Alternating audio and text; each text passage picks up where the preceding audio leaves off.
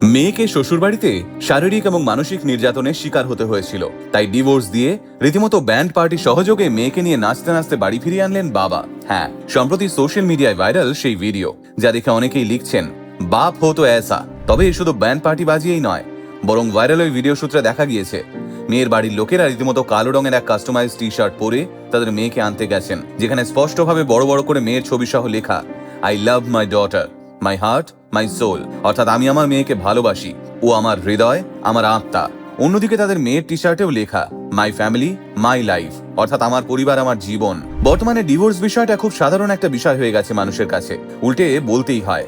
সমসাময়িক পরিস্থিতিতে দাঁড়িয়ে কারো ডিভোর্স হয়েছে এই কথাটা শুনে আজকাল আর আমরা অবাক হই না, কিন্তু আমাদের ভারতবর্ষে বহু পরিবার আছে যাদের কাছে আজও ডিভোর্সটা কোনো সাধারণ বিষয়ই নয়। উল্টে মেয়েদের ডিভোর্স মানেই তার এক প্রকার সমাজ থেকে ব্রাত্য হয়ে গেল। আর সমাজের এই দৃষ্টিভঙ্গিকেই বদলাতে উত্তরপ্রদেশের মিরাটের এই পরিবার তাদের মেয়েকে ঠিক যেভাবে ধুমধাম করে শ্বশুরবাড়িতে পাঠিয়েছিলেন, ঠিক সেভাবেই বাড়ি ফিরিয়ে আনলেন আর গোটা দেশকে বোঝালেন মেয়ের মৃতদেহ শ্বশুরবাড়ি থেকে বাপের বাড়ি এসে পৌঁছানোর থেকে সময় থাকতে মেয়েকে ডিভোর্স দিয়ে সসম্মানে বাড়ি নিয়ে আসা অনেক ভালো। সম্প্রতি ফ্যামিলি কোর্ট থেকে প্রণীতা নামের এক তরুণীর ডিভোর্স মঞ্জুর হয়। প্রণীতার বাবা ডক্টর জ্ঞানেন্দ্র শর্মা একজন অবসরপ্রাপ্ত বিচারক। সংবাদ মাধ্যমের কাছে ডক্টর জ্ঞানেন্দ্র শর্মা জানান, আমার মেয়ের বিয়ে হয়েছিল 2018 সালে। আমার মেয়ের প্রাক্তন স্বামী গৌরব অগ্নিহোত্রী ভারতীয় সেনাবাহিনীর মেজর। বর্তমানে তিনি পাঞ্জাবের জলন্ধরে কর্মরত। প্রণীতা বিয়ের পর ভালোই ছিলেন তার স্বামীর সঙ্গে, তাদের একটি পুত্র সন্তানও রয়েছে। কিন্তু কি অদ্ভুতভাবে বিয়ের কিছু বছর যেতে না যেতেই প্রণীতাকে তার শ্বশুরবাড়ি থেকে বিনা কারণে অত্যাচার করা শুরু হয়। প্রথম দিকে মানসিকভাবে হেনস্থা করা হতো, তারপর যত দিন যেতে শুরু করলো প্রণীতার উপর অত্যাচার আরো দ্বিগুণ বাড়তে শুরু করলো। এরপর দিন দিন সেই অশান্তি এতটাই মারাত্মক পর্যায়ে পৌঁছে যায় যে রীতিমতো প্রণীতার জীবন অতিষ্ঠ হয়ে ওঠে। প্রণীতাকে সবসময় পণের জন্য জোর করা হতো, আর এভাবেই নিত্যদিন অশান্তি সহ্য করতে করতে অপমানিত হতে হতে দেওয়ালে পিঠ থেকে যায় প্রণীতার। এরপর প্রণীতা ঠিক করেন তিনি এইভাবে প্রতিদিন অপমান মুখ বুজে সহ্য করবেন না, তারও তো একটা জীবন আছে। আর তাই 2021 সালে আদালতের দ্বারস্থ হন প্রণীতা, এবং অবশেষে যখন আদালত থেকে বিচ্ছেদের রায় ঘোষণা হয় সেই সময় রীতিমতো খুশিতে আত্মহারা হয়ে যান প্রণীতা।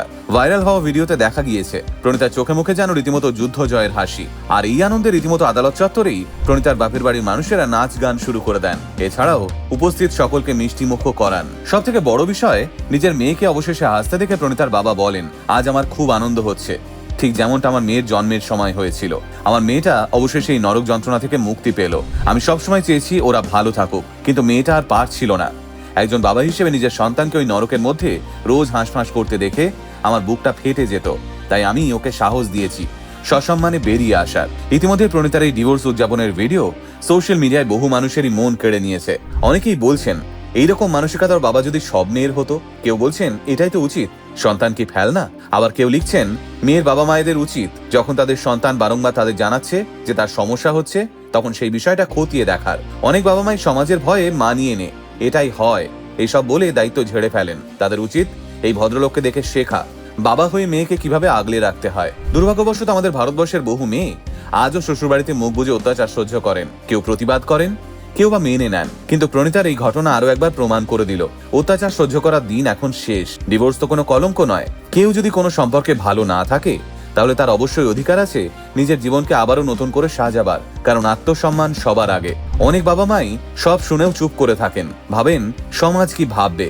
বিশ্বাস করুন, সমাজ কিচ্ছু ভাবে না। সন্তান হারিয়ে আপনি যখন শূন্য ঘর আগলে বসে থাকবেন তখন এই সমাজ কিন্তু আপনার খোঁজও নিতে আসবে না। তাই যদি দেখেন মেয়ে সত্যি ভালো নেই, একটা টক্সিক বিয়ের ফাঁদে মেয়েটা জীবন সত্যি সত্যি বিপর্যস্ত, তাহলে তার কথা শুনুন, বুঝুন, তাকে সঠিক পরামর্শ দিন। মনে রাখবেন, কেউ বিয়ে ভাঙবে বলে বিয়ে করতে চায় না কিন্তু